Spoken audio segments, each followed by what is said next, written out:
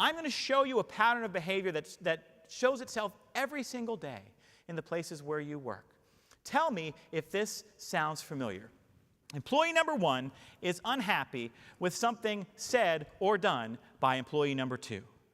Does employee number 1 go directly to employee number 2 and say, this really bothered me and I feel like we should talk about it like adults, calmly and with respect? Does that happen? No, of course not. You know why? Because we are hardwired to more favorably judge ourselves and more harshly judge others. So what does employee number 1 do instead? It goes to another. Sometimes the other is you. Hey, boss, I've had it with Sue. I have roomed 10 patients this morning, and she has only roomed 2 patients this morning, and I don't know what's in her feet, but she ain't moving fast enough. You need to fix that. You need to light a fire under her butt, because I am not going to keep on like this. And that's the point at which you open your drawer, pull out your manager's magic wand, and fix that problem, right? That's why you make the not-so-big bucks, yes? Oh, you don't have the manager magic wand? Well, if you go to my website for $199.99, I can give you... No, I'm just kidding. But sometimes, as a leader, we might say, okay, I'll go talk to Sue and try to figure out what's happening. They'll get involved. Or sometimes, employee number 1 doesn't go to their boss. They go to a coworker. And they go over here in the corner and they say, can you believe that I have roomed 10 patients this morning and she has only roomed 2? I've had it with Susie and her only rooming 2 people every morning. And you know what the other person says? I know. I have been so over her for so long. Do you know that I do laps around her, literal laps around her? And they're off in the corner going, chur, chur, chur, chur, chur, chur, chur, chur.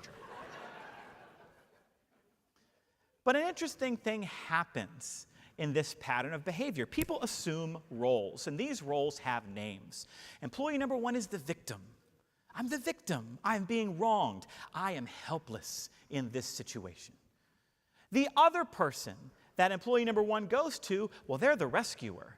And in this pattern of behavior, they take on the hero role. But it's not an altruistic thing. It's not a, wow, this person really needs help and support, and so I'm going to stop what I'm doing to do that. No! It's fun to be included in the gossip. It feels good to be trusted with your secret of how much you don't like Sue and her room and only 2 patients style. So it's not an altruistic thing. And last but not least, that employee number 2, they're the persecutor, and they are evil in this pattern of behavior. We see these play out in the workplace every single day. And this happens for a very simple reason. Because it is far easier to seek out the comfort of validation than it is to step into the discomfort of confrontation. We don't expect it of our employees. We don't teach them how to do it. But we need to start. But wait, it gets worse. Because here's what happens. Let's say you as the boss go to Sue and say, hey, Sue, I just wanted to check with you. It seems like, you've only roomed like 2 patients this morning and that you're not moving fast enough. And you know what Sue says?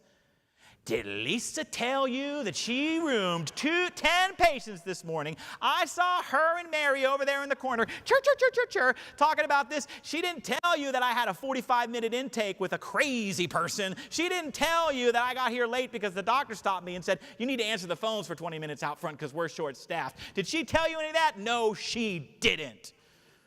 And something interesting just happened. All of a sudden, she became the victim. And you know what she does? She goes to another and says, can you believe that our boss came to me talking about I only roomed 2 patients this morning when so-and-so roomed 10. And you know what the other person says? I know. I am so tired of her sticking her nose into our business. She doesn't even know what goes on out here. She's just in her office all the time doing reports.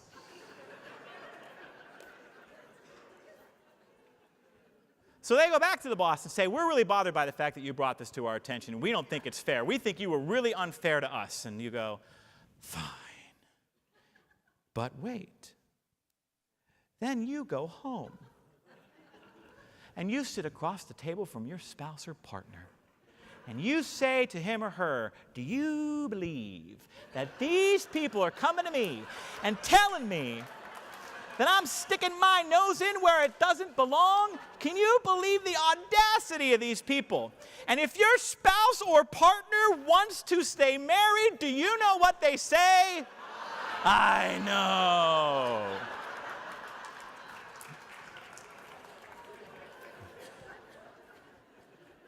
Of course, if that spouse or partner wants an exit strategy, what they could say is, well, honey, maybe it's you. Which, it turns out, is the healthier response.